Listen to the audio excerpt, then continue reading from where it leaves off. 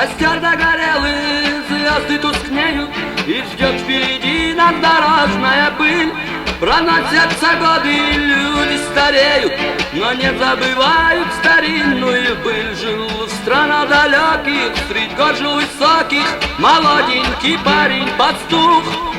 Он жил в деревеньке, играл на свирели, играл, аж захватывал дух.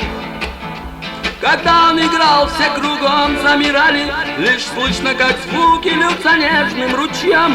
О том пастушке уже многие знали, и вот он предстал пред самим королем. Он долго играл, лилась музыка нежно, как будто бы в небе летят журавли. Они улетают, они тихо плачут, по щекам царя слезы вдруг потекли.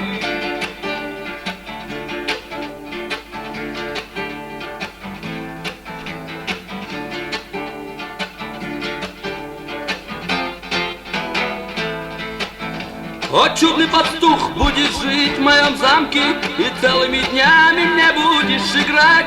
Ты будешь в достатке, ты будешь как в сказке, и больше заботы не будешь ты знать. О, добрый король, за заботу спасибо, но мне лишь по сердцу свободная жизнь. Люблю свои горы, деревья и звезды, без них дня и дня не прожить.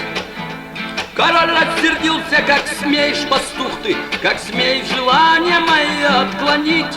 Схватите его и в оковы закуйте, в темнице сырой теперь будешь ты жить. А утром чуть свет королю доложили, что умер пастух, умер он от тоски. На холме лесном пастуха схоронили, а рядом к нему положили цветы.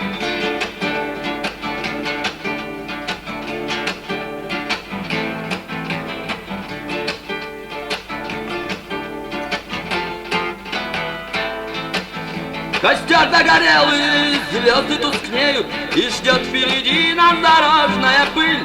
Проносятся годы, и люди стареют, но не забывают старинную быль. О, старый король, немало ты прожил, но истины старой понять ты не смог.